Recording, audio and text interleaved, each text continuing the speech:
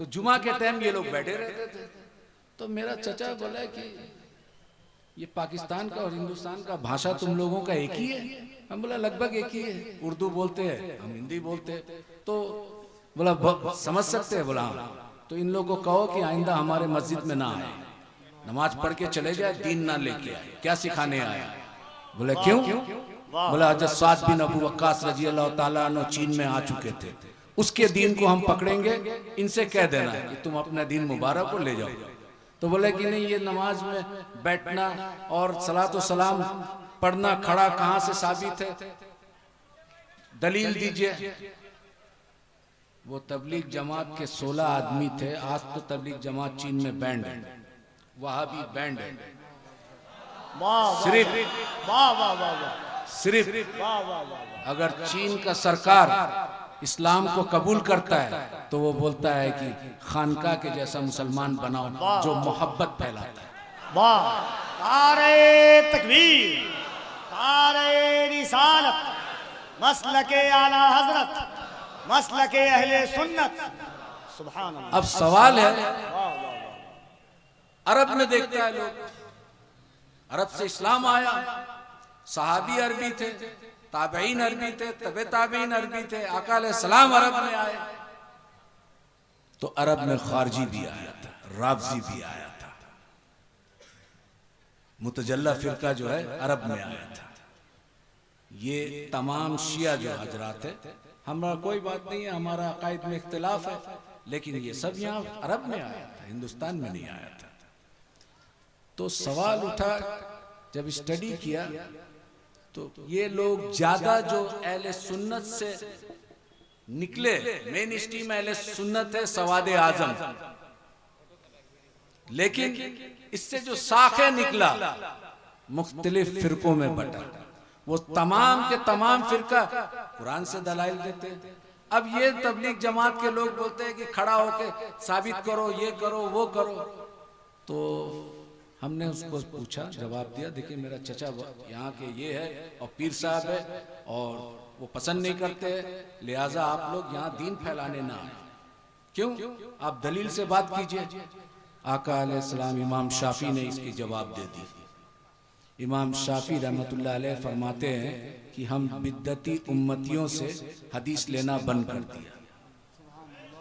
तो इमाम शाफी रहमतुल्लाह अलैह से सवाल किया, या मोहम्मद बिन इदरीस और शाफी, या इमाम शाफी, उम्मत में बिदात करने वाला, बिदत फैलाने वाला कौन है?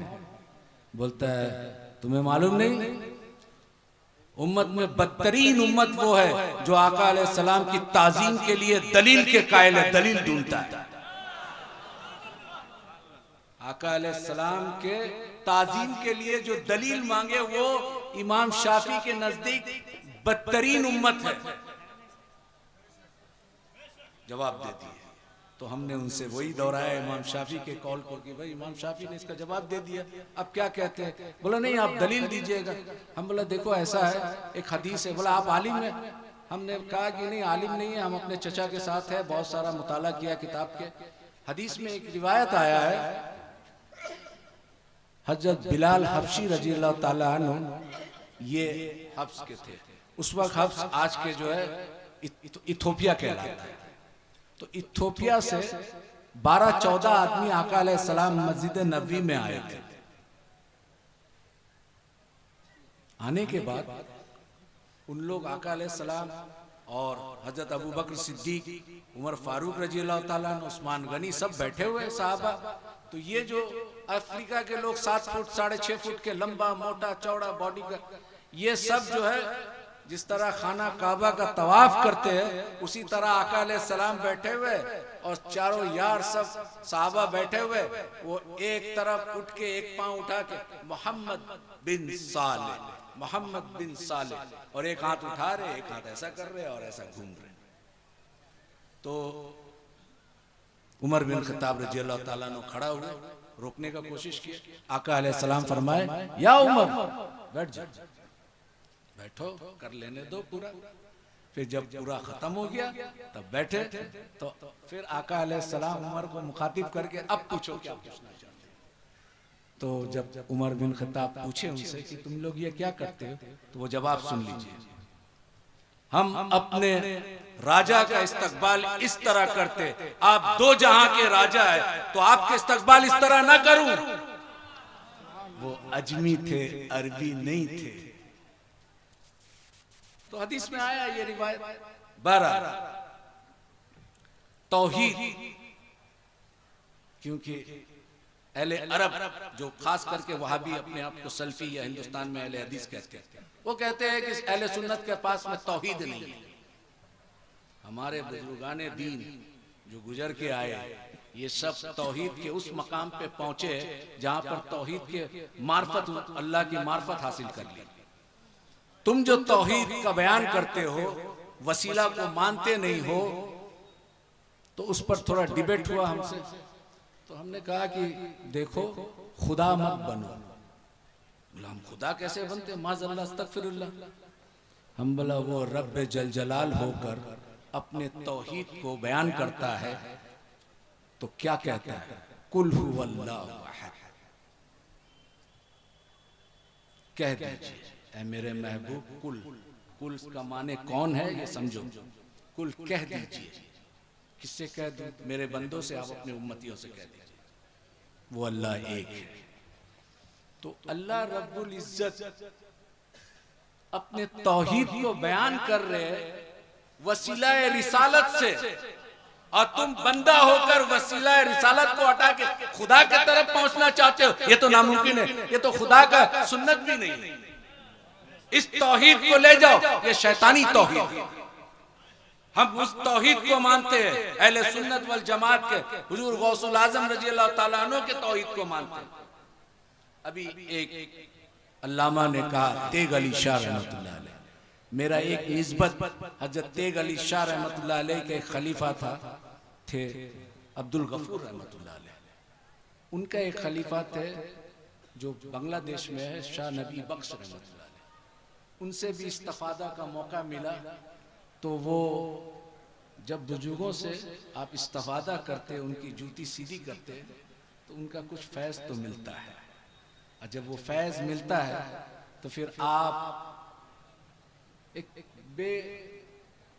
बेखुशबू वाला फूल होते हैं, लेकिन खुशबूदार फूल के साथ जब जुड़ते हैं तो उसकी तासीर जो है आपके अंदर आने लगता है, तो आपका भी महक होने लगता है खुशबू का। तो ये तौहीद छोड़ दो, क्योंकि रब होकर वसीला रिसालत से अपना तौहीद बताता है, और तू बंदा होकर रिसालत को हटा के डायरेक्ट खुदा तक पहुंचता है। वो तो खुदा का सुन्नत नहीं है, और तू खुदा ही दावा कर रहा है उससे बढ़कर। ये सुन्नत, ये तौहीद नहीं चाहिए। दूसरी एक, बुजुर्गाने दीन क्या सिखाते हैं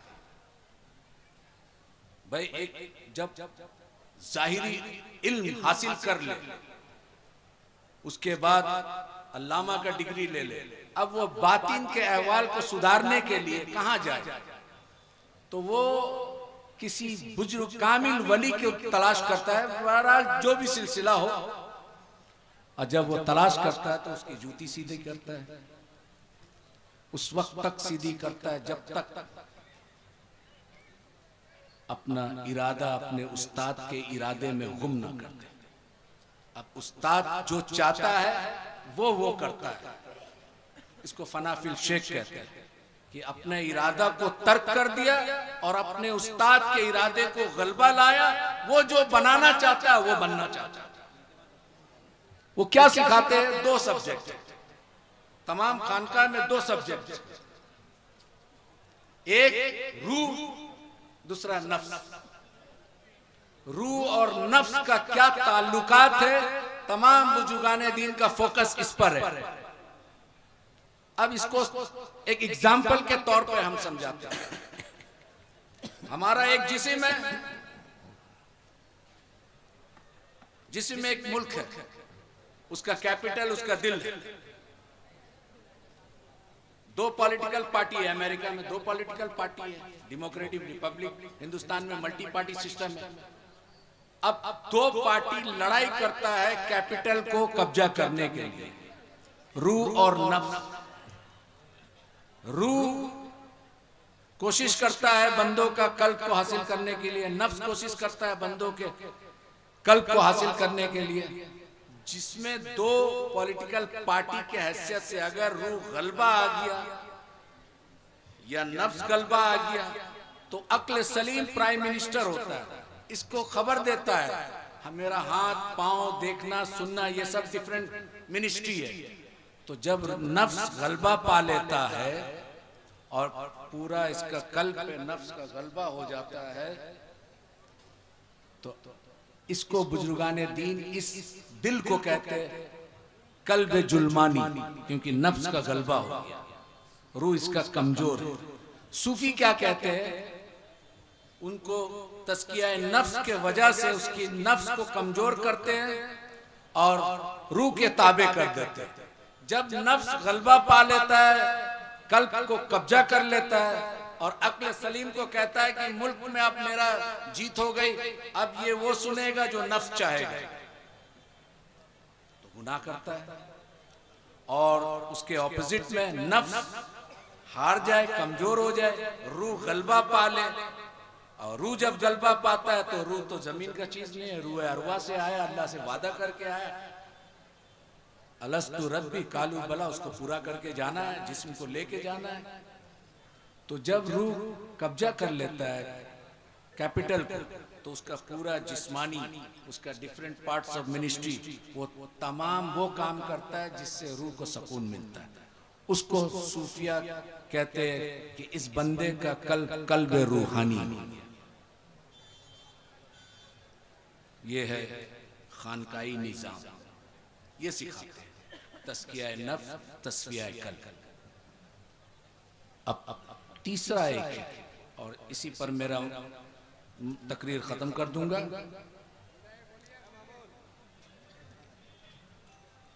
गौर से सुनिए आप लोग,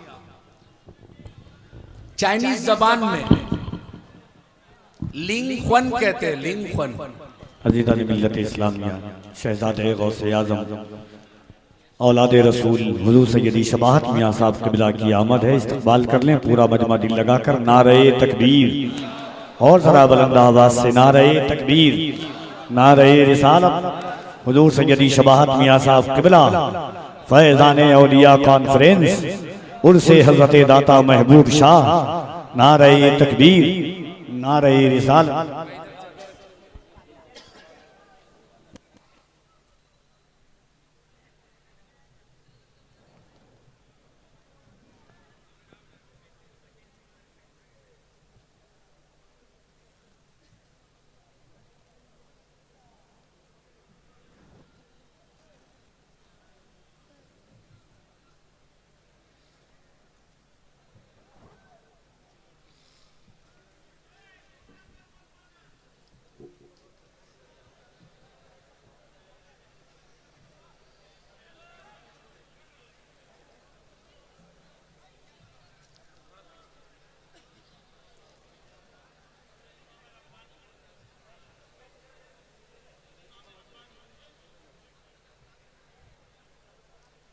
कब्र का सवाल जवाब।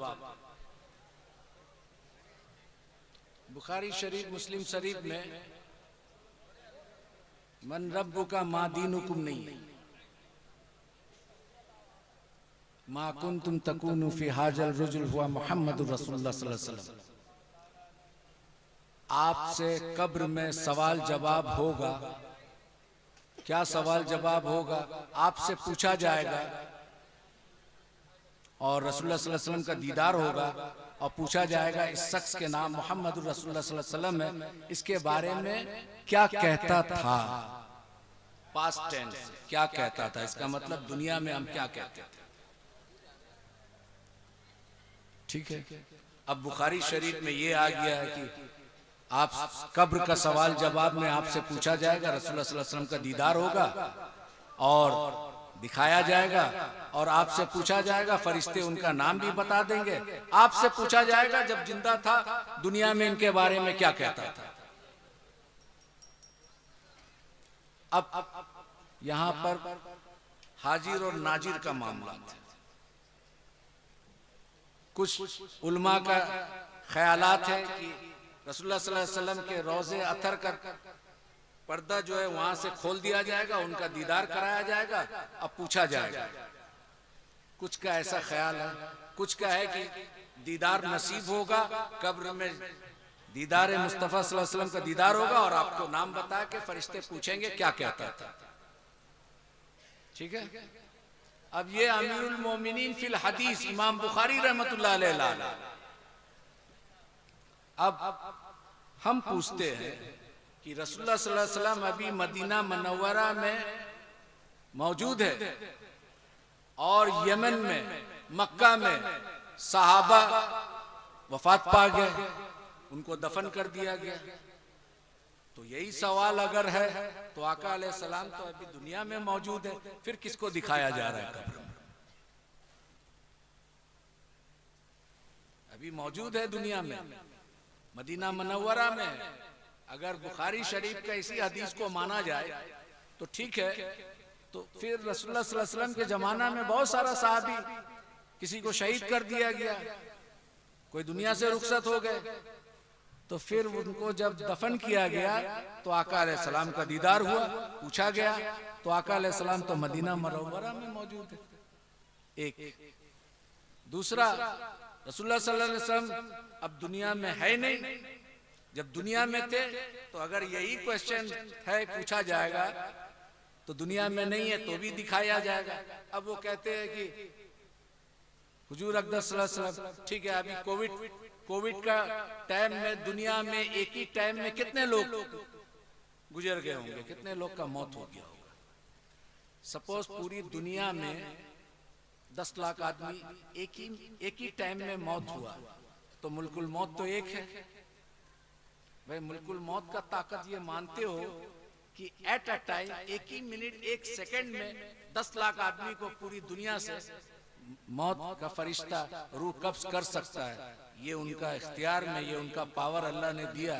और ये 1 लाख आदमी को एक ही टाइम में दफन कर दिया जाए और एक ही टाइम में मुनके नकीर रसूलुल्लाह सल्लल्लाहु अलैहि वसल्लम को जियारत भी हो रहा है और पूछा जा रहा है कि इसके बारे में क्या कहता है। तो हर जगह हाजिर और नाजिर नहीं है। क्या है? हमारे बहुत सारे असलाफ जो बुजुर्गाने दीन गुजरे, इमाम जलालुद्दीन सूती रहमतुल्लाह अलैह, तो कहते थे हम आलिम बेदारी में जियारत किया रसूलुल्लाह सल्लल्लाहु अलैहि वसल्लम का। इमाम रब्बानी मुजद्दिद अल्फसानी रहमतुल्लाह अलैह वो तशव्वुद में अशहदु अल्ला इलाहा भूल गए थे, क्योंकि अस्सलामु अलैका अय्युहन नबी जब बोले थे तो उसको जवाब रसूलुल्लाह सल्लल्लाहु अलैहि वसल्लम दिए थे, वो उंगली उठाना भूल गए। आज समरकंद, बुखारा, उज़्बेकिस्तान, अफगानिस्तान का नॉर्दर्न पार्ट जो नक्शबंदी आज भी नहीं उठाते, बोलते इमाम रब्बानी भूल गए। नहीं, मकतूबात रब्बानी में उन्होंने खत लिखा। वो काजी नौमान बदख्शी रहमतुल्लाह अलैह को खलीफा थे कि देखो फकीर ने जो है नमाज में इस तरह का मामलात आया तो तशव्वुद में, क्योंकि आप हनफी है तो हनफी है तो अशहदु अल्ला इलाहा उठाएंगे, लेकिन आपने भूल गए। क्योंकि उस वक्त भूलने का कारण ये था कि रसूलुल्लाह सल्लल्लाहु अलैहि वसल्लम का सलाम का जवाब सुन लिए थे, और जो शख्स रसूलुल्लाह सल्लल्लाहु अलैहि वसल्लम का जवाब सुन ले वो किस्सा ये सुन्नत याद रहेगा। तो उन्होंने कहा कि मैंने अपने खलीफा को लिखा, वो वक्त के मुजद्दिद थे लेकिन साहिब शरीयत तो नहीं थे। आज भी चाइना के बहुत सारा रिमोट एरिया में वो नहीं करते, बोलते इमाम रब्बानी रहमतुल्लाह अलैह के मकतूबात रब्बानी में नहीं है।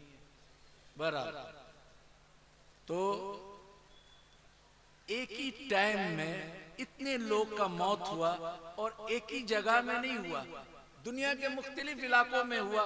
एक ही साथ दफन कर दे और एक ही साथ किसका दीदार हो रहा है? रसूलुल्लाह सल्लल्लाहु अलैहि वसल्लम को दिखाया जा रहा है और पूछा जा रहा है कि इस शख्स के बारे में क्या कहता था। तो फिर हाजिर और नाजिर का क्या माने? यही तो माने। बहरहाल, एक छोटा से वाकयात है, वो मैं बयान कर दूं, उसके बाद मैं ख़त्म करूंगा। क्योंकि मैं डायबिटीज से 35 इयर्स हो गया। मैं 10 बजे सो जाता हूँ, सुबह 4 बजे उठता हूँ। तो वो मौलाना शौकत साहब ने रिक्वेस्ट किया कि आज, तो खैर बहरहाल कोई बात नहीं। मेरा चचा चीन में बहुत बड़े बुजुर्ग शाह सईद रहमतुल्लाह अलैह अभी हाल फिलहाल 4, 5, 6 साल हुआ इंतकाल कर गया। तो उनके पास आए, वो बड़ा खामोश रहते थे, 91 ईयर्स तक हयात था, लेकिन कमजोरी के वजह से वो खड़ा बैठ के नमाज नहीं पढ़ाए। नमाज के टाइम में बहुत जलाल हो जाते थे, इमामत करते थे। तो घर में सब लोग बोला कि आप इतना उम्र हो गया तो आप बैठ के नमाज पढ़े। बोला इमाम बैठ के नमाज नहीं पढ़ेगा, या तो हम अपना बेटा को दे दे इमामत करने, मैं पीछे बैठ जाता हूँ। तो उनके पास कुछ लोग आए, बोले हुजूर रसूलुल्लाह सल्लल्लाहु अलैहि वसल्लम का दीदार, हमने सुना आपके वाली साहब बहुत लोगों को इस जगह में रसूलुल्लाह सल्लल्लाहु अलैहि वसल्लम का मुरीद करके 3-4 दिन में दीदार करा दिए थे, तो आप भी करा दिए, कैसे होगा? तो चचा देखे बहुत सारा लोग ऐसा, बोला ठीक है कोई बात नहीं है, अभी थोड़ा मुरीद में ट्रेनिंग हो। उसमें एक लड़का बड़ा जिद्दी था, उसका नाम था सलाउद्दीन, वो थोड़ा चाइनीज कराटे कुंफू का मास्टर भी था, बहुत सारा अवार्ड ले चुका था। तो वो थोड़ा जिद करने लगा। तो चचा बोले ठीक है, तुम रसूलुल्लाह सल्लल्लाहु अलैहि वसल्लम का दीदार करोगे, कसरत से दरूद शरीफ पढ़ो और कसरत से सुन्नत पर अमल करो, तुम 40 दिन तक करो, फिर उसके बाद इंशाल्लाह हम रसूलुल्लाह सल्लल्लाहु अलैहि वसल्लम का दीदार करा देंगे। वो शुंफा बोल के एक जगह है, वहां पे सैयद अब्दुल फतूह रहमतुल्लाह अलैह आए थे समरकंद से। उन्होंने उस जगह में कुछ तिब्बती लामा ग्रुप था, वो पूरा मुसलमान हो गया वो एरिया में। वो एरिया में चाइना का सालार कौम कहते हैं, ये लोग तुर्की से आए थे। वहां मिर्चा एक होता है, छोटा मिर्चा होता है, वो बहुत झाल, एक मिर्चा खाना मुश्किल है। तो चचा बोले कि सालाचू, हम चाइनीज में बोल रहे हो, जिस तरह मेरा चचा बोले सालाउद्दीन नीची सालाचू ना पेन ना लाचा कोला।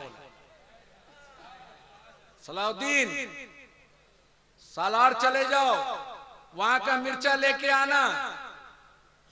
हदा पापा बोलते थे, बाबा, पापा माने बाबा, हदा पापा वो चुतावला था छीला माय खोला आ गया। बोला सलाउद्दीन मेरे हुजरा में आ जाओ। फिर एक ताला था, चाबी लगा दिए और चाबी मेज में रख दिए। बोले मिर्चा पूरा खा लो। मिर्चा खा लिया। एक मिर्चा खाना मुश्किल है, 50 ग्राम मिर्चा।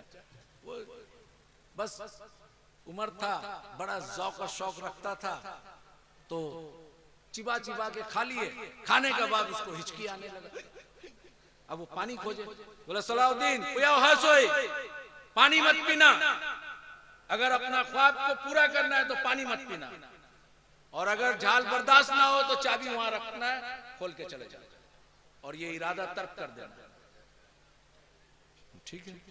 अब वो परेशान, इधर छपक इधर ये उधर वो, अब थूक निकाल रहा मुख से और थूक में जबान को लगा रहा, लहर रहा है। वो तो मिर्चा आम मिर्चा नहीं है। आप यहाँ कालिम्पोंग दार्जिलिंग में चले जाइए, एक छोटा सा मिर्चा आता है, उसको क्या डल्लू कुरसाई बोलते हैं लोकल लैंग्वेज में, वो एक तो खा लीजिए। आसाम में चले जाइए, भूज, वो बंगला भाषा में मिर्चा को क्या बोलता है, नहीं भूत लंका ना क्या बोलते हैं आसाम में, वो खा के एक तो दिखा दीजिए आप। तो वो सालार का वो मिर्चा खाने के बाद ये तड़प रहा है, ये कर रहा है, वो कर रहा है। बोला सलाउद्दीन नीनेन दरूद, सलाउद्दीन दरूद शरीफ पढ़ो, तुमको दीदार करना है, तुम्हारा वो ख्वाब को पूरा करो, चाबी वहां रखना है। अगर दम तोड़ दे तुम्हारा ख्वाहिश तो फिर ताला खोल के घर चले जाना, पानी पी लेना। अब वो किसी तरह से ऐसा वैसा करके, और चचा जो है तो ज्यादा उम्र हो गया था, सो गए। अब पानी भी सामने रखा हुआ है, पानी सामने है, पीना है नहीं पीना है। अब वो बोला नहीं पिएंगे। किसी तरह से फजीर का टाइम में चचा उठते तहज्जुद के लिए, तो देखा ये अभी भी वैसे ही है। थोड़ा देर के लिए उसका नींद लग गया। जब चचा उठे, आवाज आया वजू करने का, तो वो उठे, सोचे कि हम पानी लेके आएंगे और थोड़ा मुख में डाल लेंगे। तो जल्दी से चचा का पानी लेके आए लोटा में, और बोले कि मैं भी वजू कर लूं ताकि पानी मुख में चले जाए। तो बोला बेशक तुम मेरे लिए पानी लाए, लेकिन तुम अभी वजू मत करना, मैं क्यों? बोला तुम अभी तहज्जुद तो पढ़ोगे नहीं। बोला हम भी पढ़ेंगे, तो फिर मिर्चा का झाल खत्म हो जाएगा। बोला नहीं करेंगे। चलो ठीक है, तुम फजीर पढ़ लेना। चचा तहज्जुद से फारिग हो गए, मस्जिद में चले गए, इमामत किए। अब वो पूछने लगा कि चचा के हुजरा में आए कि हम पूरा मिर्चा खा लिया, पानी नहीं, ताला भी खोला नहीं, रसूलुल्लाह सल्लल्लाहु अलैहि वसल्लम का दीदार नहीं हुआ। बोला तुमको नींद लगा था? बोला थोड़ा देर के लिए लगा था। क्या देखा? बोला हर तरफ पानी देख रहे, आसमान से पानी गिर रहा है, पहाड़ से पानी आ रहा है, घर में पानी है, हर तरफ पानी पानी। बोला हाँ ठीक है अल्हम्दुलिल्लाह। कल जब मिर्चा खिलाया था तुम्हें, वो आम मिर्चा तो नहीं था, सालार का मिर्चा था। तो तुम पानी के लिए तुम्हारा मेंटली, साइकोलॉजिकली, तुम्हारा जाहिर, तुम्हारा बातिन, तुम्हारा हर चीज तवज्जो पानी में था। जब तुम्हारा पूरा तवज्जो पानी में था तो ख्वाब में तुम पानी देखा। अब जिस दिन रसूलुल्लाह सल्लल्लाहु अलैहि वसल्लम पर इस तरह का तवज्जो करोगे तो वो रहमतुल लिल आलमीन का दीदार नसीब। वाखिरु दावाना अल्हम्दुलिल्लाहि रब्बिल आलमीन।